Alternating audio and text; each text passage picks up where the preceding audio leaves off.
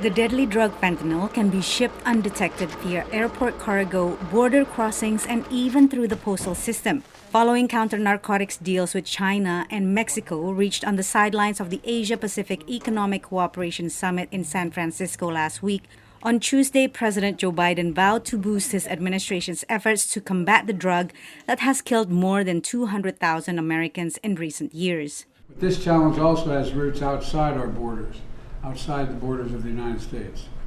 It's a global challenge that demands global action. Fentanyl is mass-produced in Mexico using precursor chemicals largely from China and trafficked via cartels into the U.S. While China has agreed to reduce the flow of precursor chemicals, implementation remains to be seen and other sources may open up. We always worry about displacement. That is, that if China stops sending the precursors, that the very large, poorly regulated, corruptly regulated Indian industry will replace China.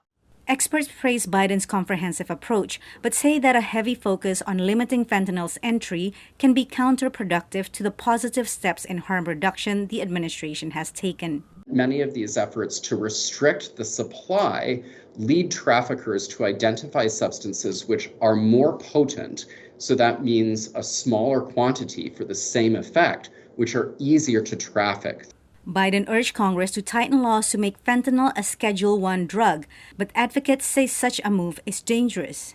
Maintaining the scheduling of fentanyl as Schedule I means that people are going to be stigmatized, people are going to go to jail and prison, and actually get pulled out of their communities and be more likely to overdose.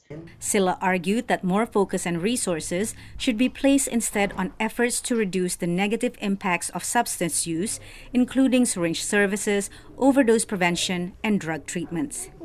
Patsy Vidahuswara, VOANews, Washington.